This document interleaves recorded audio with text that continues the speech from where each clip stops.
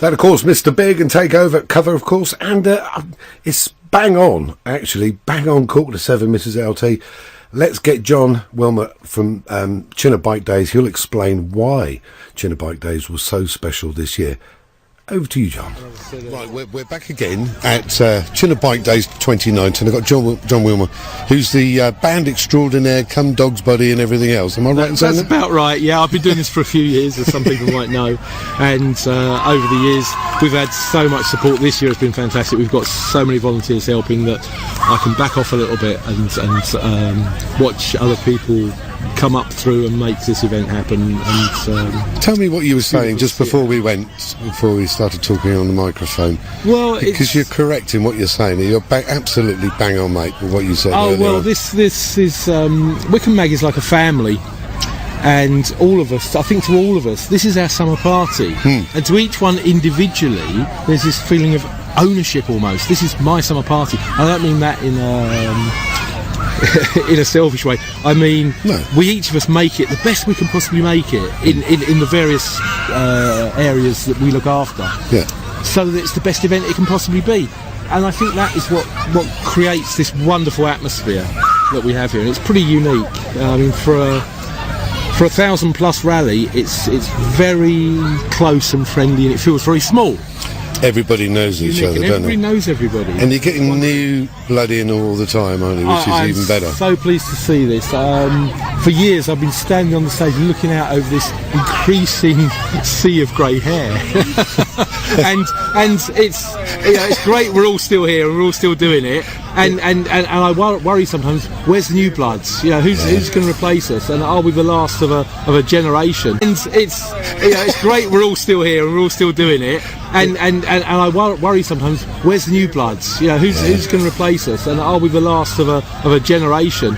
And to see the youngsters coming, I think we're looking at them right now, aren't we? Being enthusiastic about this event. Yeah, we've some kids in front of us right now on space hoppers, and there's a crewman in the back gate for us that's a local crew, the Exiled, who a whole group of youngsters who formed themselves as a little bike club and doing what we used to do 30, 40 plus years ago. It's the new blood, it's the future of motorbikes. It's got to stay going, it's just got to keep going. That's really exciting. But this year Chinnor is really special to all of us in Wycombe Mag, everyone that knows Wycombe Mag, people that have been coming to Chinnor for years, because we lost Paul Merritt last year, of course, sadly through cancer, and it was a huge shock to all of us. It's not that it was unexpected, but when it happened, it blew us all apart, And an integral part of this cog that is Chinnor Bike Days, isn't it? He owned it for so many years. He was the Wycombe Mag rep, and when he took on the job, nobody warned him at the time that being the rep for Wycombe Mag meant he was running Chinnor Bike Days, and he took it in his stride, threw in the occasional joke, probably a bad joke, but we loved him. And Paul, yeah. And he made it happen, and he held it together. And I do want to mention Faith this year, his daughter, who has, her enthusiasm to keep that legacy going that Paul had. This to us right now, this is Paul's legacy, and Faith has put so much effort into this being a tribute to her dad. Yeah. And this weekend truly is a celebration of Paul. It's interesting, the bar at Chinnor is run by Reading Mag, and Reading Mag run the Lion Rally, of course, and therefore at Chinnor they bring the Lion Bar, and for years we've been graced by the Lion Bar and the support of Reading Mag doing that. This year they've renamed it to the Paul Merritt Bar, and our rally ale this year is the Paul Merritt Ale, and in fact it's Doom Bar, which was his favourite drink. Yeah. So that was wonderful. And last night I was in the bar and we looked at that sign that says the Paul Merritt Bar, and somebody said to me, "Is that his waistcoat hanging up there?" And I just welled up because it caught me from what it came out of left field. I saw it and I had to take a moment. I said to the guy I was talking to, I said, "Sorry." I said, "No, I'm not sorry." I said, "I'm emotional because I loved the guy." Yeah, I think a lot of people so do, many people in this field today loved him, and we all miss him. But what's important is the fact we keep remembering him, keeps him alive, keeps his memory alive. Definitely. He's not forgotten. And this guy said to me, he said to me, talks about this waistcoat hanging there. He said, well, I was trying to imagine him in it, and I said my problem was I saw him in it, you know. Yeah. And last night in the crowd, occasionally I'd see this a person walk through the crowd, and I'd have to do a double take just to make sure that it wasn't Paul, because I so expect to see him here. He's so much part of it. So yeah, it's a really special Chinnor for us. And what's important is it's clearly important to a lot of people. I think this is probably record numbers this year.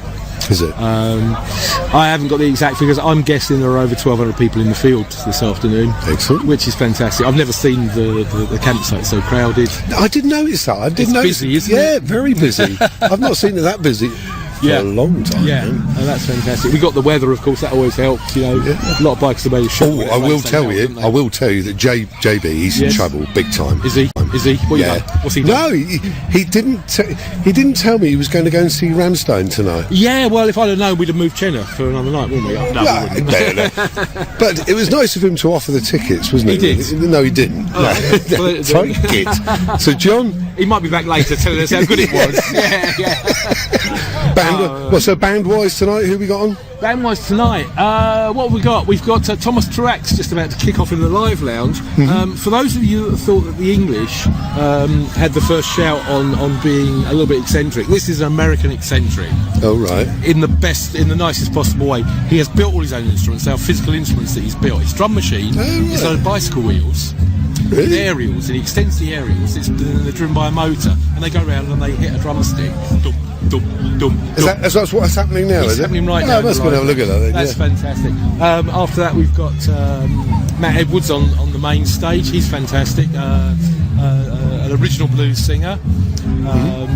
He's played a few times in Chinnor before. The crowd love him. We've got some space rock later on. Space rock.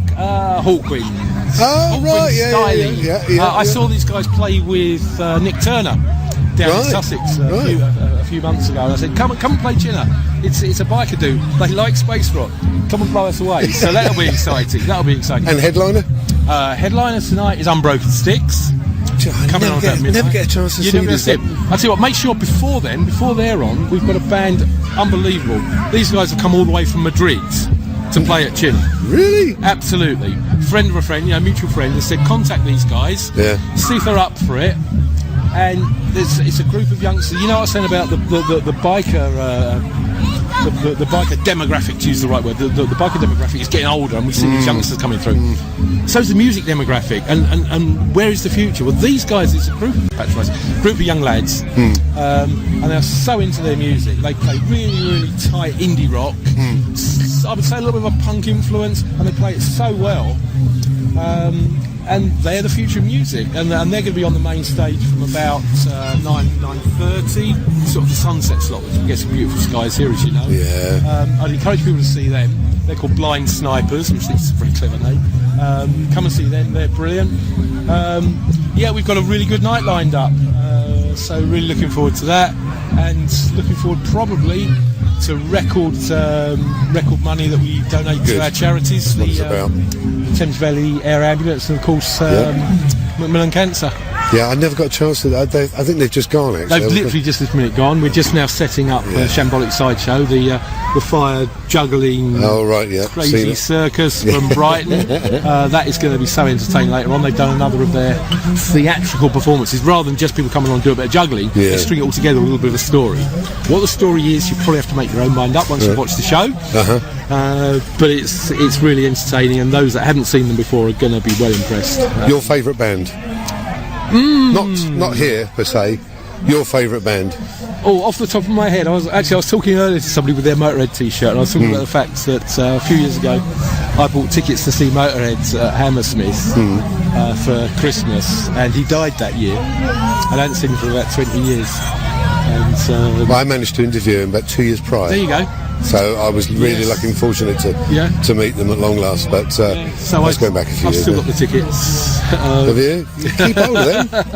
They're a little bit of history, you know. Yeah, of course they are. It was the gig that he never did, and that was a shock, I think, to lots of people, because there was only going to be two things that survived the nuclear holocaust: cockroaches and Lemmy.